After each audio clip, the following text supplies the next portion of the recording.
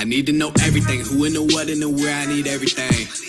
Trust me, I hear what you're saying, but I like it's new what you're telling me. I'm curious, George, I hop in the Porsche, it's 5 and a horse, I'm ready for war, I'm coming for throats, to turn to a ghost, I need to know everything.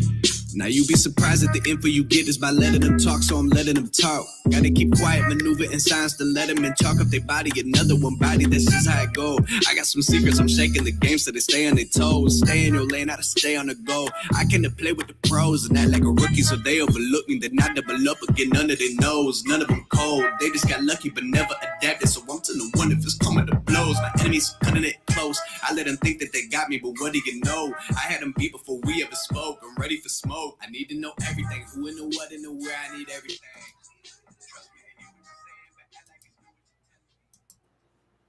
Hello, Ash. How are you? Doing well, Lloyd. Fantastic. Glad to have you here. And looks like the stage button just went live, so we'll give folks a couple of seconds to triple over. And I'll pull up my PowerPoint here real quick, and so we can kind of let people know what we got going on today. Sounds good. All right. Let's see.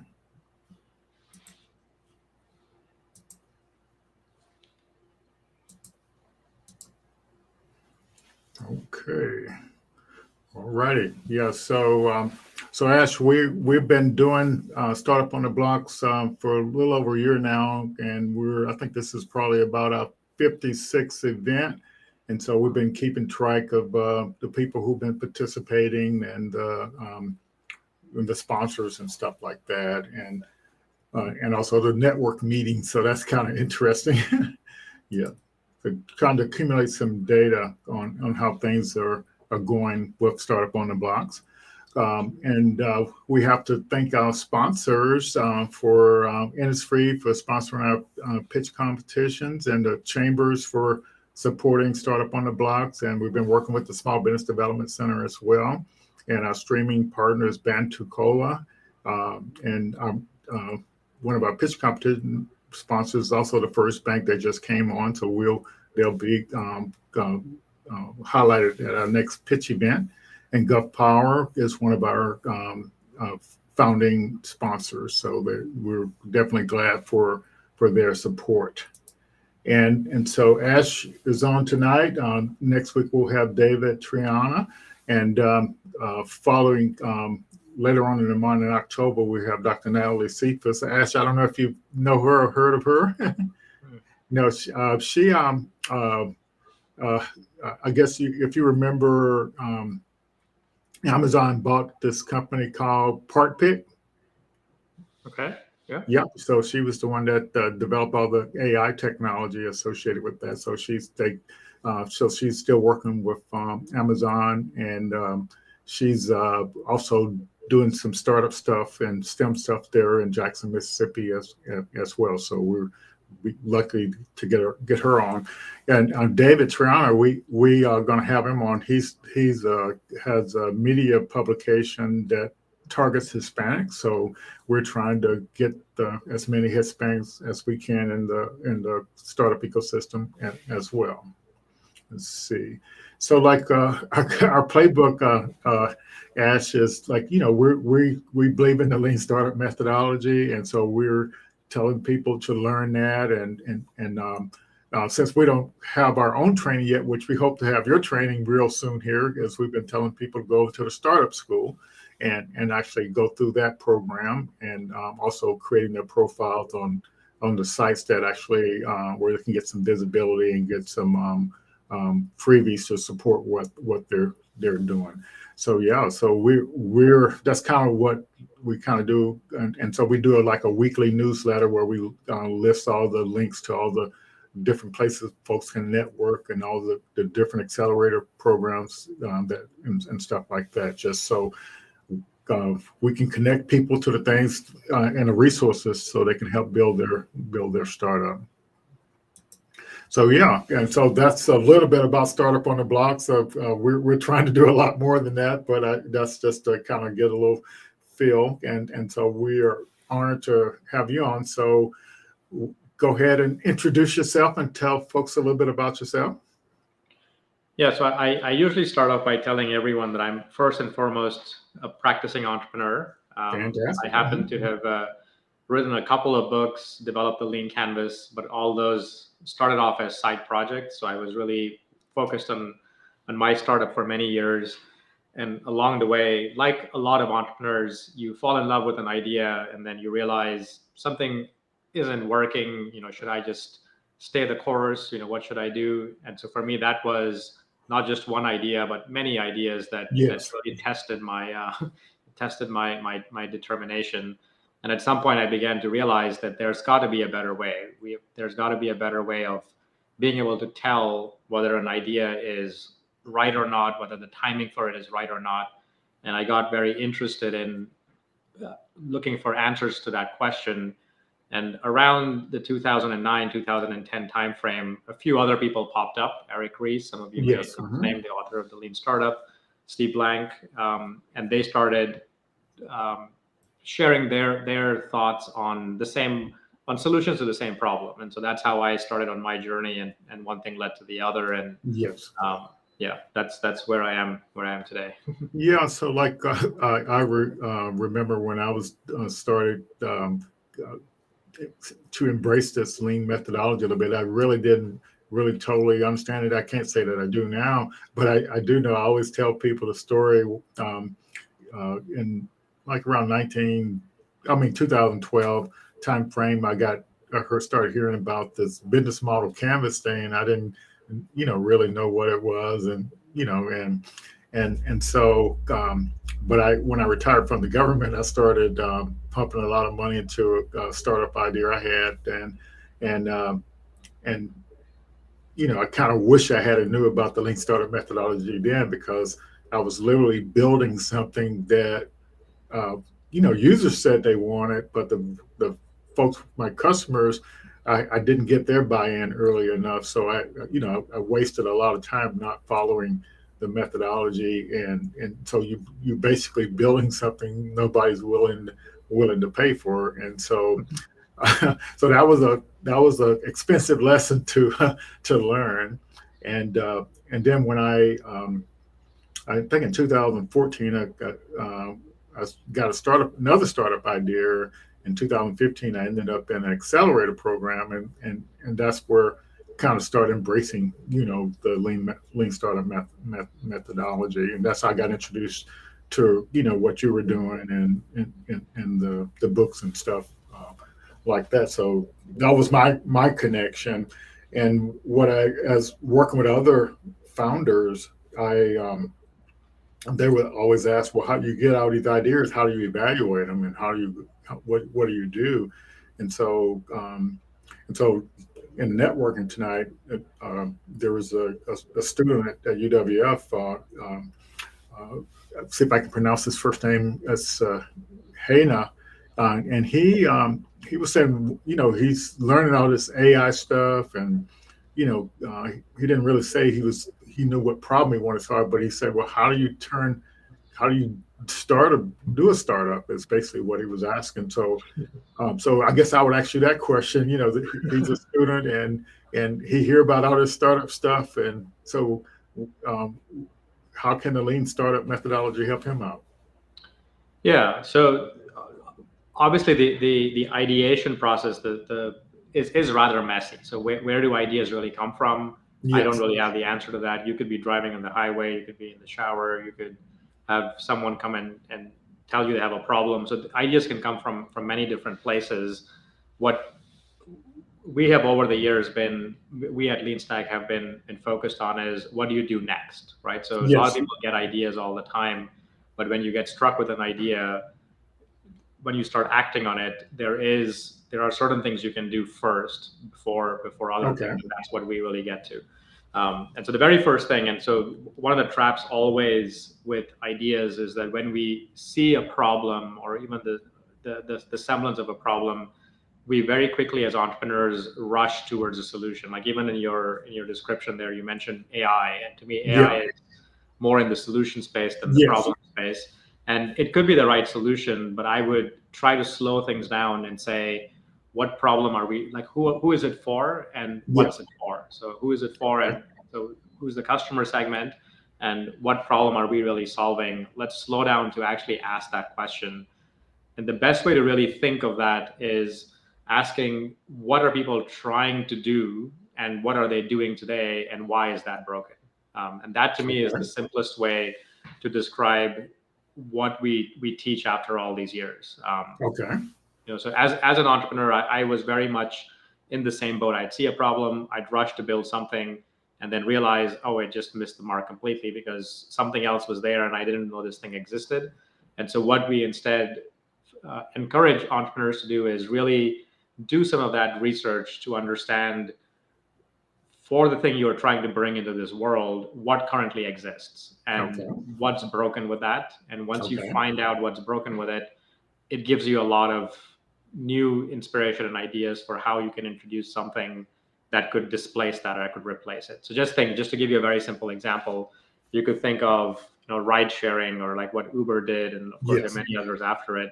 But they were trying to get a taxi somewhere and they got a bad experience, and they're like, this is just not normal. Something should be done about this. And sometimes ideas just start like that. But once you start parsing it out, you begin to realize that when you order a taxi, there are a lot of things that you don't know. Like, when is it going to show up? Is it going to show up?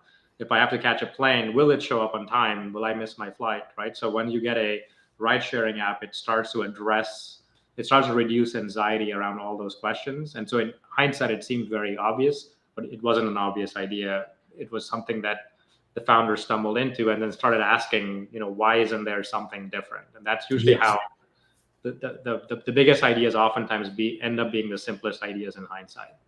Yeah, that's a really neat. I like the way you broke that story down. So so when I think about some of the startups that we're working with, like Quinn, he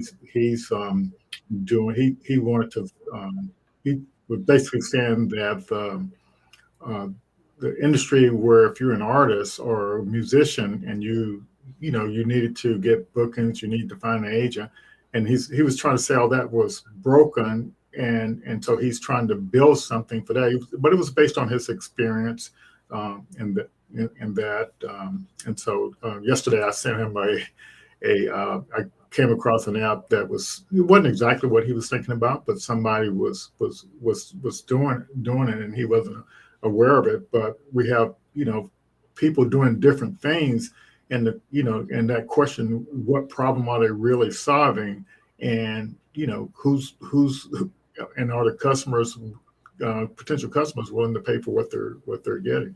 Yeah. And I guess on that point, I mean, one of the things that I do find a lot of entrepreneurs do is get discouraged when they see that their idea is out there in the world. And so I just want to maybe address that a little bit, is that Okay. I tend not to be as worried about that. And the reason is that we're living in a world now where it has become cheaper and easier than before. I wouldn't say it's like simple or very Yeah. simple, but it's cheaper and easier than before to start something. To start, Yes. most people back in the day had to raise funding before you could write a single line of code. Everything was so Yes. expensive. Computers were expensive. Office space was expensive. Today you can work out of your house. So from that perspective, you couple that with the idea that there are close to 8 billion people in this world.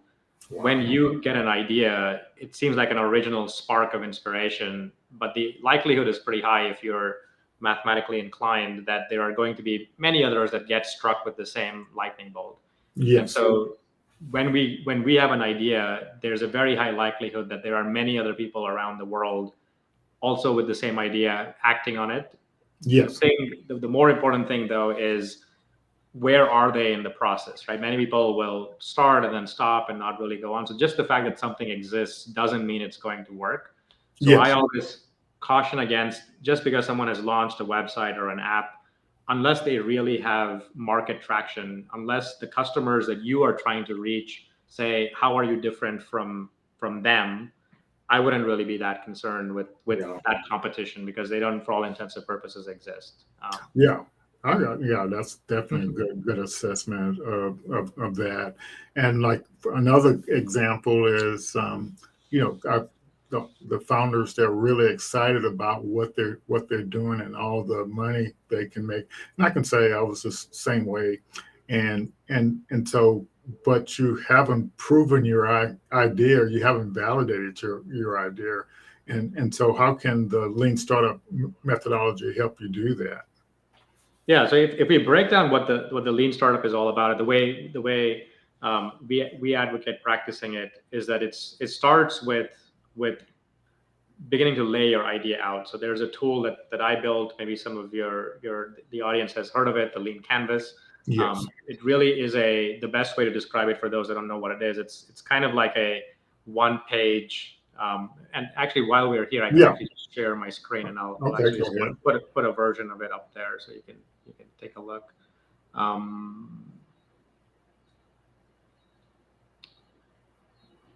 Yeah, so I think you can all see my screen. Yes, we can. Yeah, so this is it. What you see is what you get. So rather than in the old world, we would tell entrepreneurs, go write a big business plan, which takes lots of pages and lots of time to write.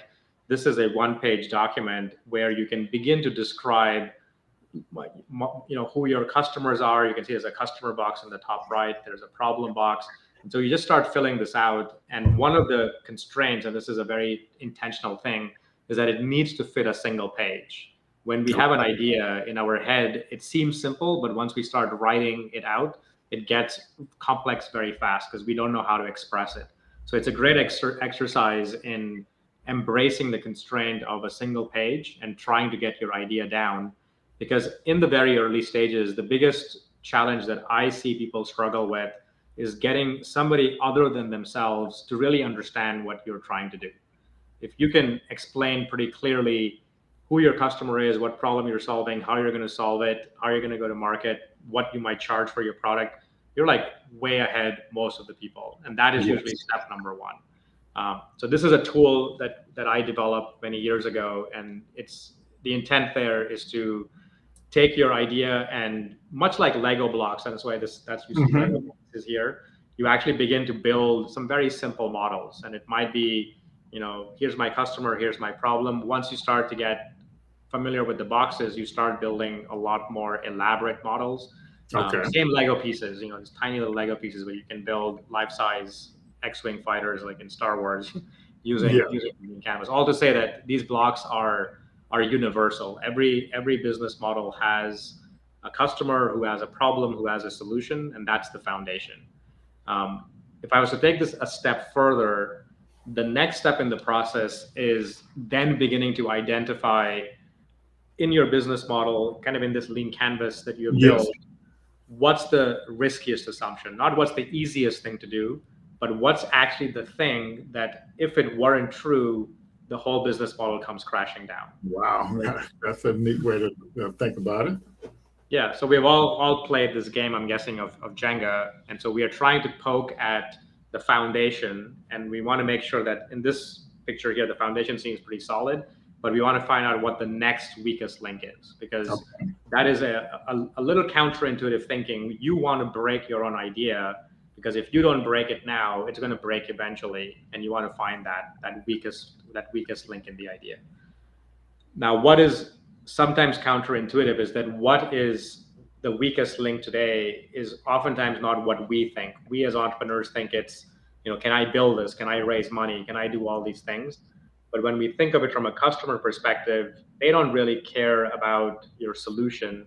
They really care about their own lives and what they're trying to do and what you can do for them. So you have to switch your perspectives. And most products today don't fail because we can't build the thing we set out to build, because it's become, with time, money, effort, I find that you can build almost anything today.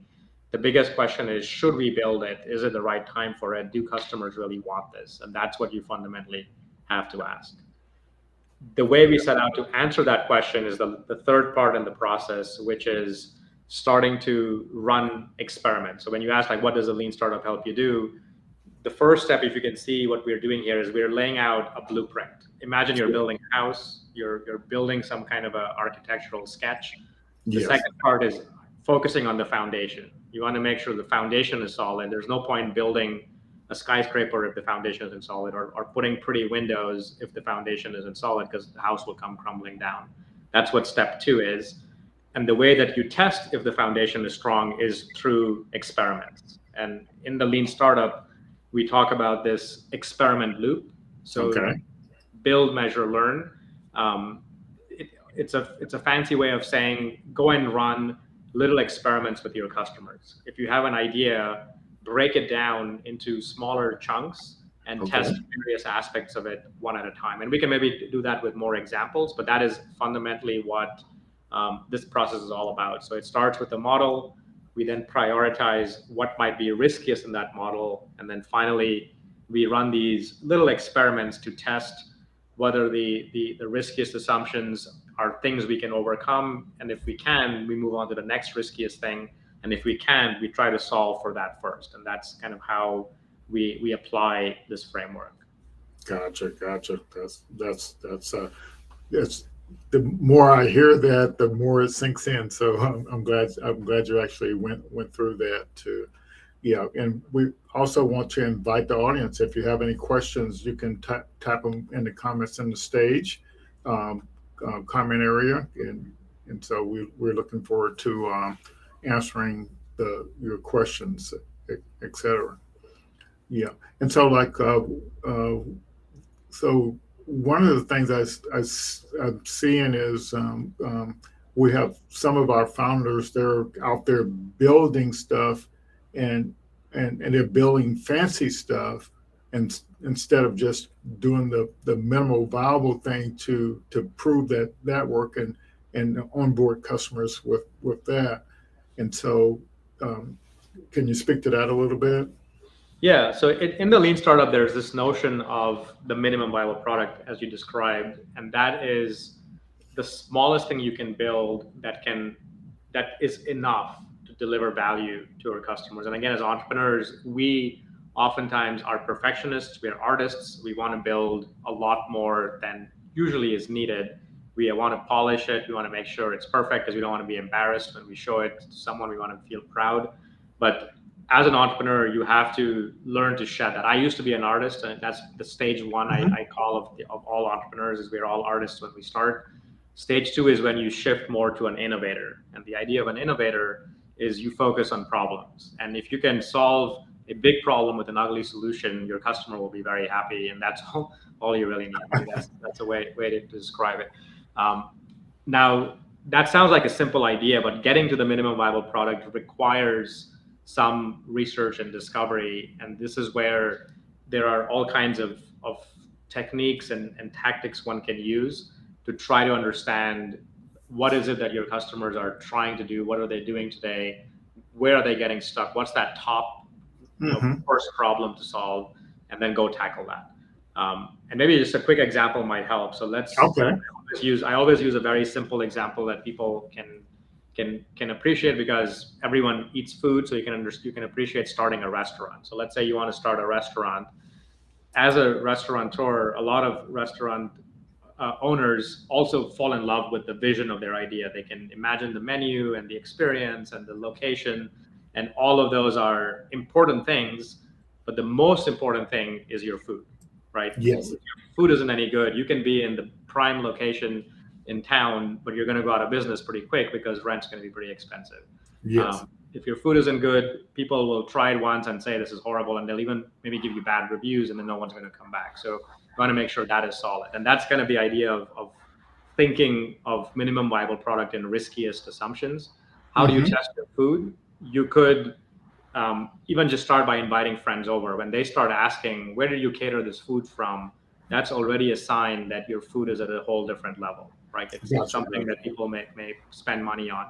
You could go into the catering business. You could open a food truck. You could do a pop-up restaurant.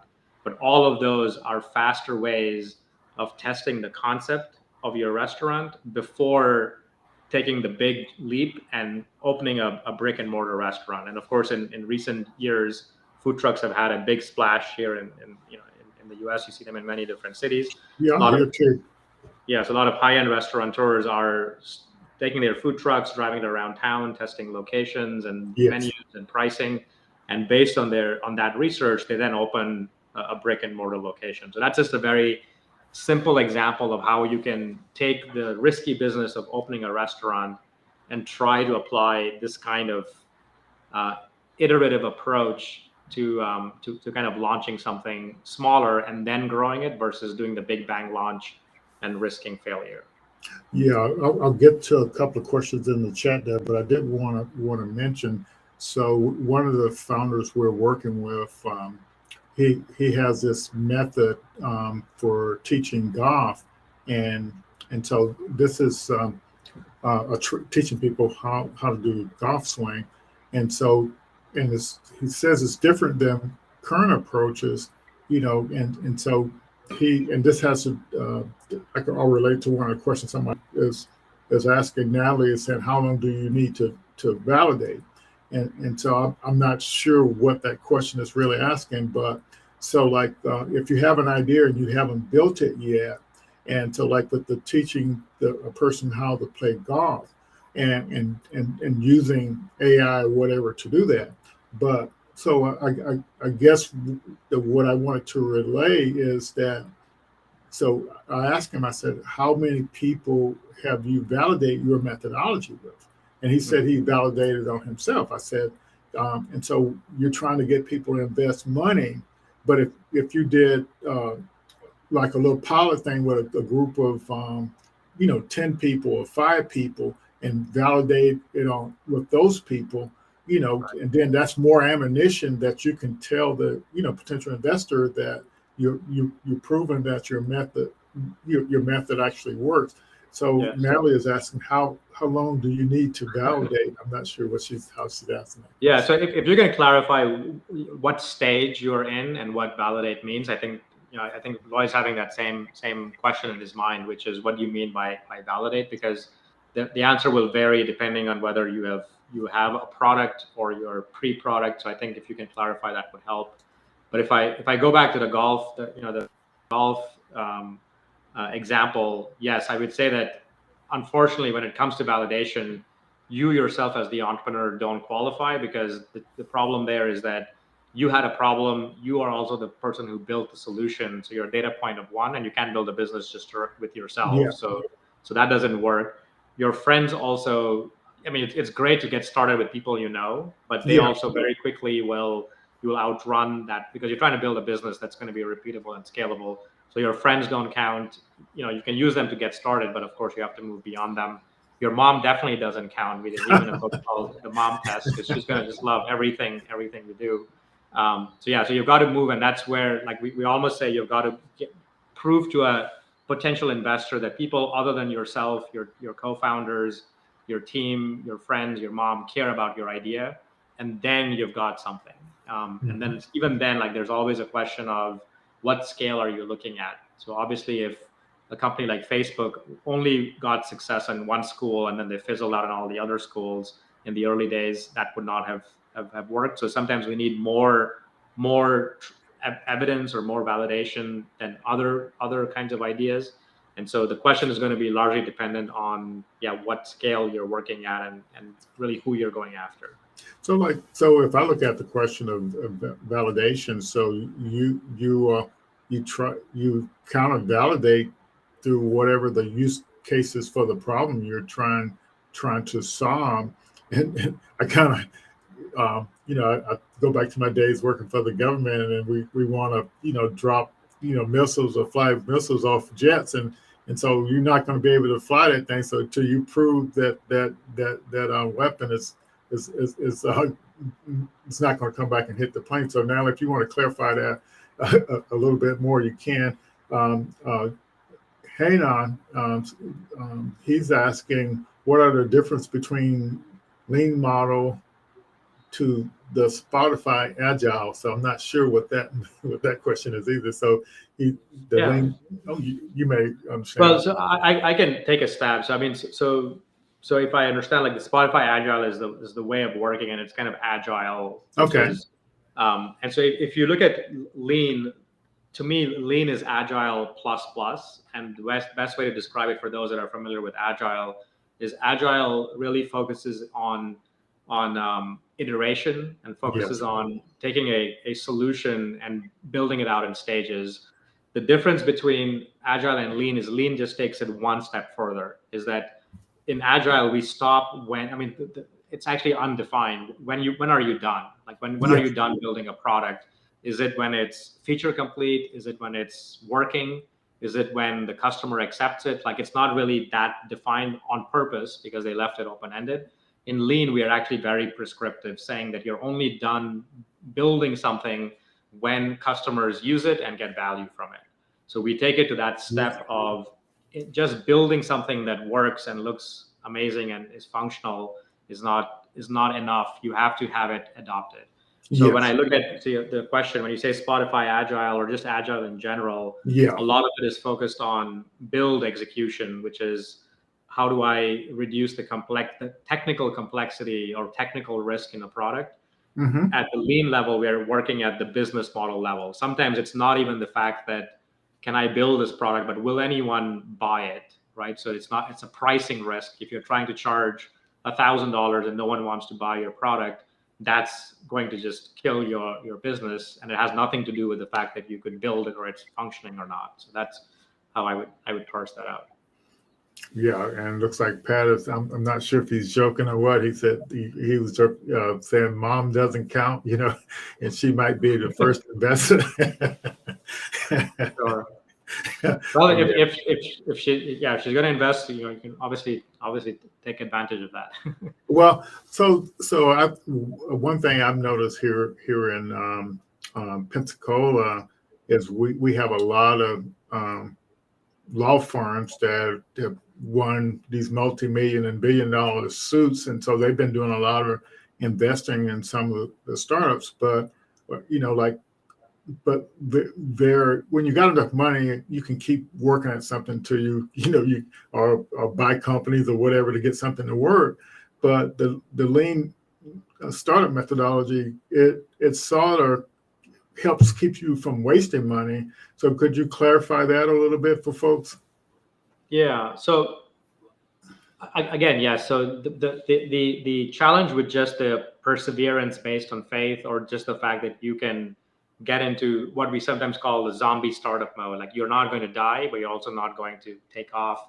It's not a very good place to be once you appreciate that the most important resource in any startup, actually in life in general, is not money or how many people you have on your team, but it's how much time you're spending on the idea. Okay. So timing is, in my opinion, the scarcest resource, Because if you think of it, money can fluctuate up and down. You can get an investor tomorrow, you can get more money. You can add people to your project. There could be volunteers. You could pay them, right? So people and resources can fluctuate up or down. Time is one of those things. Once you miss it, you miss it. So a lot of people could say, if I could go back in time and do what Starbucks did or what Facebook did, I would just go and do that, and I would be, a gazillionaire now. But of course, we can go back in time. At least we don't have the ability to do it. So to me, the way I read into all of that is that the most important thing one should be doing with their idea is first testing, is the time for this idea right? Mm-hmm. If you look at a lot of ideas in history, Facebook wasn't first at what they were doing. Microsoft wasn't first in the things we know them for. Apple, Google, I can just keep going. But, so the first movers seldom win. Skype wasn't first. It takes a few iterations, a few other ideas to kind of take a bat on the at the ballpark to actually hit one out. And so the biggest thing that as an entrepreneur you need to do is, when you have an idea, is start to quickly ask, is this idea going to work now? And if not, will it work in the future? Can I afford to wait? And if the answer is no, because the market isn't ready yet, it's actually in your best interest to move on to maybe another idea, or park this idea and go do something else in the time being. But trying to brute force that idea is just not going to necessarily get you to that kind of traction. So being too early is almost as bad as being too late to an idea, because you're just going to eventually lose out to the person that just has the right timing. Yeah. So being early, but also is the technology for what you want to do readily available for you to do it. And so, like, let's say the idea that I was working on when I first learned about the business model canvas, and one of the features that I needed, the payment feature, wasn't really there yet. I was waiting on this company, Dwala, to come around, and so like you could actually make instant payments, and this was like in 2011, 2012. But now that technology is readily available. Anybody can integrate payments into their applications, so I've been tempted, to kind of go back and revisit that idea, just because the technology is available now, and it wasn't, back when I was doing. But I still need to follow the lean startup methodology. There could be there could be something else, right? So, but I think that is what, like, fundamentally, when you start, I show that experimentation loop. Once you have an idea, you need to start putting something in front of customers, and if they start adopting it, then that's a sign that this is the right time for the idea, and you keep doubling down on it, and until you get stuck, and then you try to solve it. And if it's just something where with evidence you show that this is not the right time for it, then you truly get stuck. But that's how you would kind of interpret that. I also started an idea in the early 2000s where I assumed that everyone is going to have broadband access. I was one of the first persons on my block that went and got a DSL connection back in the day. Okay. And I said, oh, this is the future. Everyone's going to have this. So I started building services, assuming that was the norm. And sure enough, it was way too early. Like, It took me 2 years and no one was there. And then I eventually had to I could not wait any longer. I had to move on to others. Okay. Yeah. So I'm not sure whether this question may have came from Facebook, but Lloyd Jr. posted it. He said, would you be willing to clarify the second phase about identifying risks? That's the first part of the question. And could you please give examples you have come across for success and pitfalls? Okay. So on clarifying risk, it's going to be a function, again, of stage. So when we look at any idea, and if I just ask you, what are the risks in your idea, you can probably fill up a book with it, because there are so many things. I don't have the right team. I don't have a team built out. I don't have money. I don't have resources. I don't have all the brand, all these things. You start filling it out. But the way that we try to figure out what is riskiest is figure out, where are you right now? If you have no customers today because you're just starting out, your first immediate objective should be, how do I get to customer number 1? Not 100, not 1,000. How do I get the first customer? Like, what am I going to say to them, and who is that person? And you just start thinking through that, and go and talk. And sometimes to get one customer, you have to talk to 10 people. Sometimes you have to talk to 100 people. But in that conversation, through the objections that they have, which is, does your thing work? Show me proof. Show me all these things. Those are like evidence of risk. If you want to charge them something they're not used to paying, they're going to say, that's just too expensive. Why should I pay this much for your product? So that's where you're going to find your riskiest assumptions. Unfortunately, it's not something, there are some universal starting risks. So all things being equal, I will say that for most ideas, focusing on who your early adopters are, who your customers, your starting customers are, and what top problems you solve is a good place to start. Okay. But you still have to go and do this discovery process, because sometimes that's easy to identify. If you take something like the pandemic, our early adopters, there's like 8 billion people around the world that would love a cure to the, not a cure, but a problem, a solution to the pandemic. Yes. So there, it's not so much a question of what's the riskiest assumption. The risk quickly moves towards how do we really address the problem that we have, whether it's getting rid of the virus or all these things. But the point is that it's going to vary from idea to idea, but you have to start with where you are and start asking, what do I need to do to get more adoption or more customers? That's how I would. And then there was a second part of the question. The second part was the let me see here. Let me go back, find it real quick. Could you give examples you have come across for success and pitfalls? the pitfalls, yes. So in the beginning, I would say the biggest pitfall that a lot of entrepreneurs have, and it's just the human condition, and especially the entrepreneurial condition, is that we tend to overvalue technical risk. Like we believe that the only thing holding us back is the fact that we can build our product, and the fact that our solution is not exist in this world. If we could just build this, everything else would be great. And what we have actually found from years of testing is that oftentimes the first solutions you build are not going to hit the mark. So it's much better to start to test your solution in different ways. And this is where the idea of the minimum viable product comes in. Don't build 100 features when only one feature is required. And even before the minimum viable product, a demo could be just as effective. Anyone who has ever funded a Kickstarter campaign or some kind of a crowdfunding campaign did that not because they were able to test out the product, but because they saw a video and a demo and they said, this seems interesting, I want to back it, right? Yes. And that's what customers do all the time. And so you don't even need a functioning product to make a sale. And this is a very counterintuitive piece, is we teach people how to sell a demo, not sell their product. So sell the demo first. And if your demo doesn't... So we need to stop there and make sure people get that. So, I think it's an important tactic, but I think it's a very powerful one. So if I slow it down, if we think of how we go about building a product, we build it first, we then go to a sales process, show it to a customer, and then they buy it. So it's build, demo, sell. Yeah. The lean startup really advocates demo, sell, build. So demo, sell, build. Demo, sell, build. And that's because like when we're trying to introduce people to the lean startup methodology and doing the ecosystem, within the ecosystem stuff, it's hard. They find it hard to believe that you can demo an idea and sell it and then build it. That doesn't make sense to them. It doesn't make sense, but that's why, like I gave the example of crowdfunding. People do it all the time. Yes. I can give you another example. Like whenever you see Apple launch a product, or any company for that matter, they don't give you the product to use. They show you a demo on stage.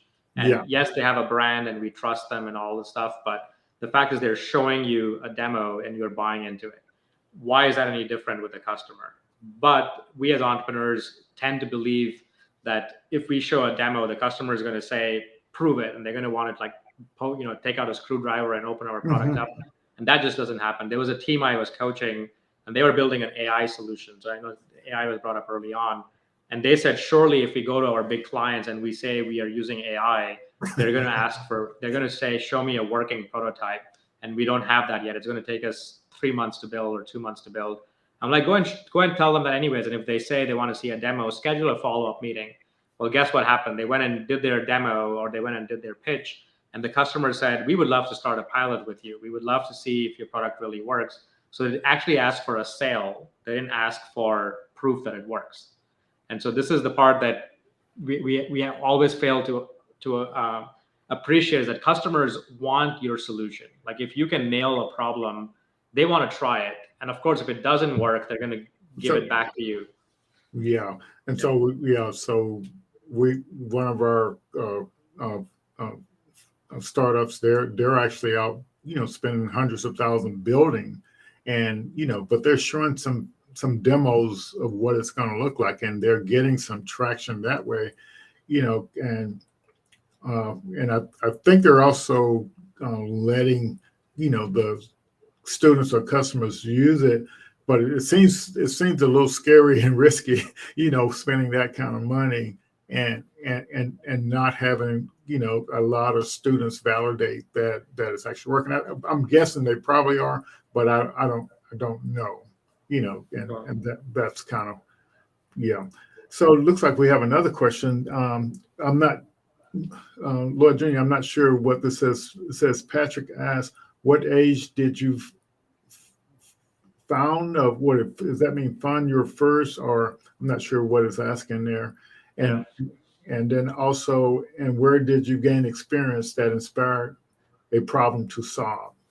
So if I maybe try to understand the first question, maybe it was when I did my first startup. I'm guessing. Maybe that's probably what it is. Yeah, so I've always had the entrepreneurial bug. So I guess throughout my teenage years, I got to a point where I wanted to do a startup. I was actually an expat in the US, so I was not allowed to legally do my own startup. But when I graduated from school, I did the next best thing, which is join another startup. So that's how I got started. Mm-hmm. So I joined a startup for a number of years, and it was actually good in hindsight. So I learned a lot of my early lessons, not with my own risk and blood and sweat and equity, but by watching the founders of that company make their own mistakes. So we launched 2 or 3 products. They didn't really work, but one of them did work. The company got acquired eventually, so it was a pretty decent exit. So I took those. I was probably 23, 24 when that happened, and that's when I started my own first startup. But to finish that story, I mentioned the artist phase. A lot of what I was doing was the things that I tell people not to do, which is I locked myself up in the metaphorical garage, and I spent a whole year not talking to customers because I had an idea that was so amazing. All I had to do was build it. And so I spent all this time just building with my team. And then when we launched it, that's when the real learning began. And I realized that so much of this I could have done a year ago. I didn't have to wait a year to do this. And so we just wasted a year in that process. Yeah. So stealth is never a good tactic. That's just one of those lessons learned. Mm-hmm. So that was a bit of how I got started. And then from there, it was a multi-year journey to start to learn just how to build products better. So even to this day, when people sometimes read my books and say, I wish I read your book sooner, I tell them the same thing. Me too. I wish I read some of these lessons sooner, because I made all the mistakes that I tell people. Yeah. So this is, I think, what you're saying, and this demo sell build thing is a really key point, because one of our founders, they have Sabrina. She and her husband has a garbage or junk removal business, but they've been doing this for a couple of years now, and they have this idea to use AI to actually go from a picture and some of their data to actually creating a quote automatically. But she doesn't have a technical background. Her husband doesn't have a technical background, and so she's so when a founder is in that situation, and you also think about this lean startup methodology, and when you think about this demo sell build, thing, how would that apply in a situation like that? Yeah, so there are a couple of things that as you're saying, that I would say they're kind of 2 things. When I see a team like that, where they have got an idea, but they don't have the They got technical. data. The one thing they have is data, to build their AI. Right. Yeah, Right. but so they do have the data that would Okay. allow them to build it. Okay. So Yeah. in those cases, I would still say that the end goal is the same, which is if you can demonstrate early traction, which is show me a list of customers who are willing, in this case, to maybe look at a report from that data. So you have data, but data by itself is just raw materials. Like you have to Yeah. do something with the data. So go and show me a demo of what this data could show. Show me the magic the data can show. Yeah. And if it's a report that it can, allow somebody to save money or make money because they can see how this data gets actionable, and a customer gets excited by it. Now all of a sudden you've got a customer or a pipeline of customers who would say, if you can make this real, I will buy it. And you can test pricing. So once you show a demo and people get it, you can then start testing pricing, and then you've got a pipeline of customers. You may not be able to charge them, obviously, because you've not built this yet.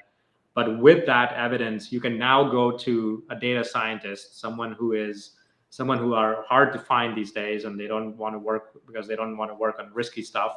But you can say, look, we already have the data. We already know what we want to do with the data. We need you to come and make this magic happen. And there's customers lined up. So you have now de-risked it for someone who may join your company, potentially as a co-founder, potentially as first employee.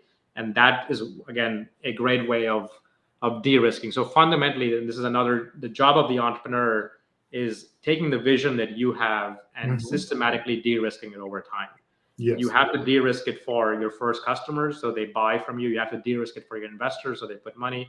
You have to also de-risk it for your co-founders, so they quit their day jobs and come work with you. Yeah. So that would be what I would suggest there. Yeah. So one of the analogies for that is the company Part Pick. When Jewel came up with the idea, she was working on a call center, and people kept saying, "I got the picture of the part. Where can I find the part at?" And then so she started thinking about this Shazam app. When they hear the sound, it tells you what the song is. And so she was not a technical person either, but so that's the kind of analogy I would tell Sabrina. That lady, she didn't know how to build it, and so she kept looking around, and was in Atlanta. So Miss Cephas was right there in Atlanta. She was getting a PhD in AI, and so they ended up hooking up. Long story, Amazon bought the company. And say that's an example, and it's using AI to go from a picture to where you can find the part. Right. And it just goes back to say that the customer and the problem are the most important aspects, and we oftentimes start with the solution box. Like we start asking ourselves, what can I build that's new and unique in this world?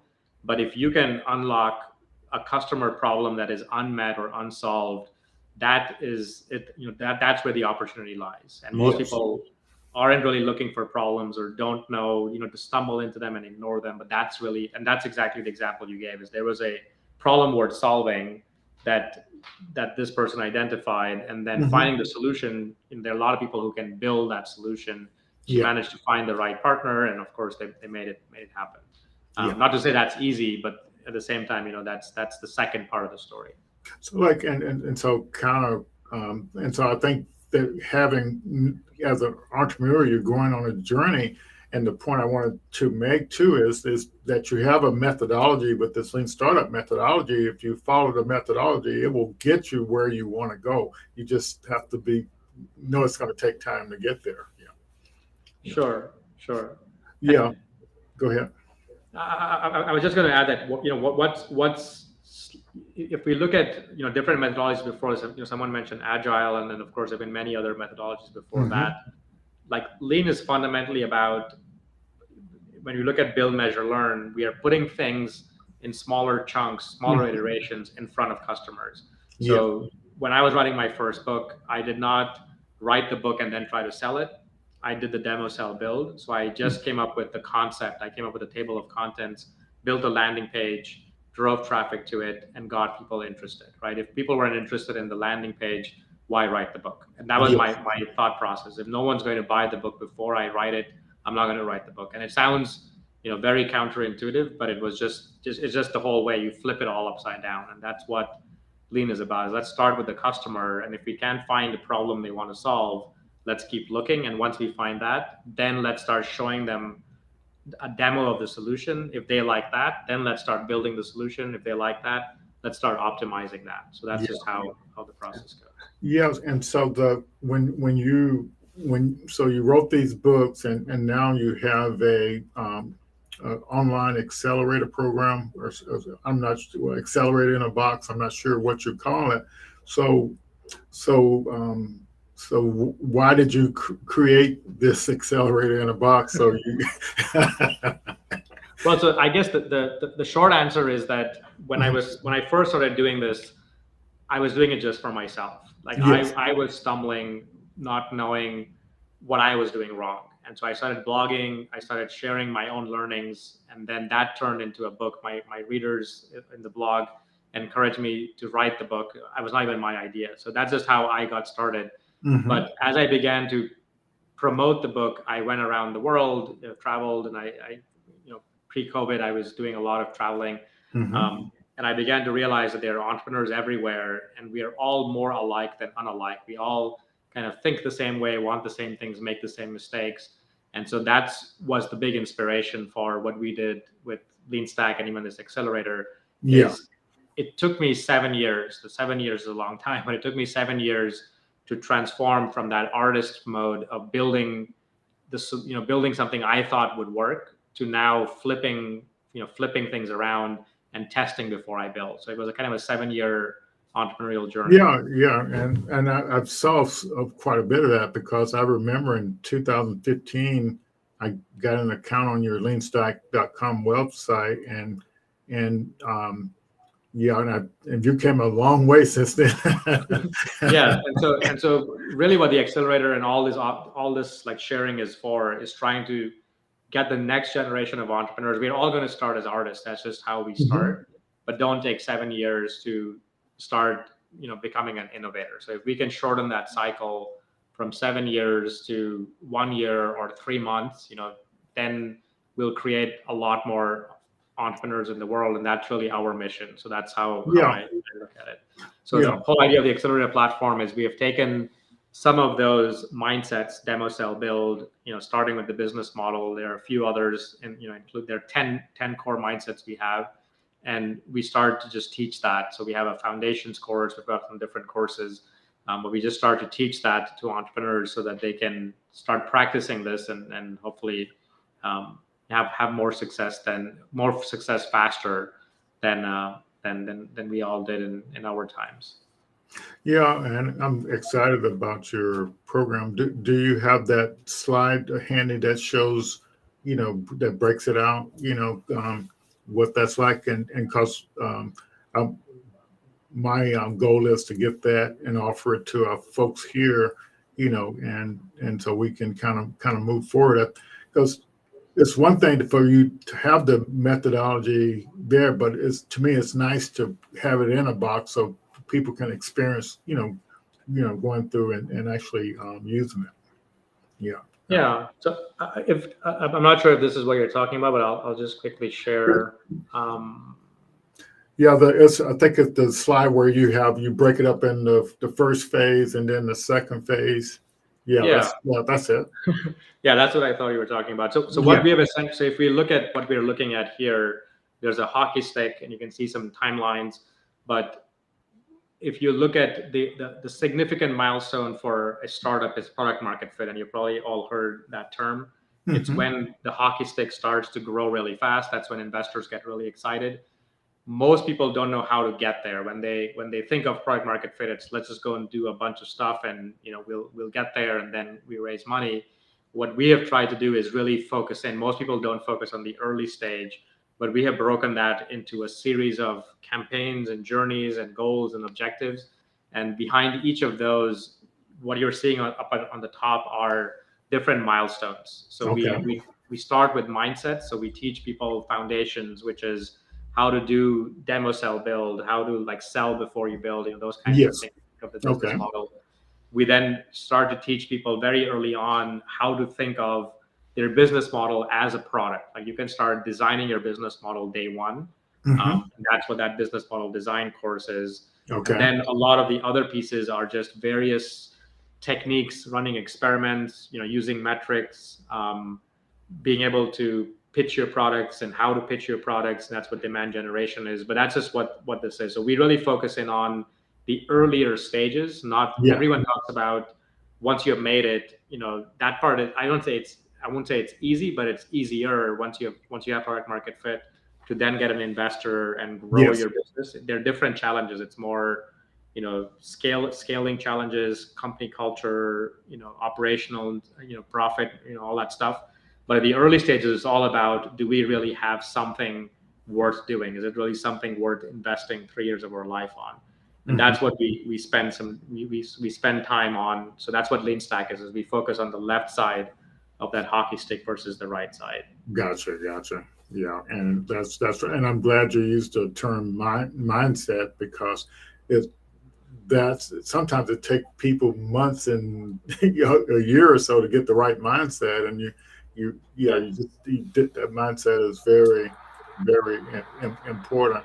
And so I think that would be like a great addition, to what we're trying to do here. And you mentioned that foundations part. We can actually let anybody into that part, and then when you start working on those next phases, that's when we only let certain number of companies get into that part of the program. Yeah. So in our interest for like making this content available, foundations and business model design, we make completely free. So both of those. The business model demand generation also. No, not demand. So if you kind of break it out this way, so like all the, I guess if you look at this first two courses here, foundations, business model design, we make completely free for people to come in. So what you learn there is how to think this way, how to use tools like the Lean Canvas. We have a few other tools like the traction model, how to like size your idea. Is it really big? Is it worth pursuing? So we give all that away because we want people to work on big ideas that are going to match your ambition, like whatever the ambition, whether you want to raise money, whether you want to do a lifestyle business, whether you want to build a restaurant, like whatever that is, we help you size that. And that's what those two things are. And that we actually give away. The places where where we make our business model works is when you get into like acceleration, or when you like start like the validation work. We have some tools and other courses there, and that's like all the validation framework and value delivery stuff. Okay, but that's exactly what I was talking about. So last call for questions, because we're about out of time here. Yes. So I think I like the way you gave some examples, and I was trying to get some examples for some of our founders and what they're struggling with. And I think the message that I really want to leave people with is that, like there is a methodology. That's one thing but like if you're at the stage where you don't know what problem you're going to solve yet, but it's still a good time to start trying to understand about the ecosystem and what all the resources are that are in it. So when you do stumble on that problem that you want to solve, the methodology and the approach, to kind of move forward, and that's And then if you have idea and not sure what to do, then you got the methodology there to do it as well. And then you talked about this foundation thing, and what I noticed, when people pitch their ideas to me, you can almost see the weaknesses in the foundation based on if they follow the Lean Startup methodology or not, and that's kind of what I like about it as well. So I think it's really fantastic. So you have any parting words, Ash, that you want to share or recommend? So I noticed my T-shirt came out backwards here just because I think my camera. I see it fine. I see it looks great to me.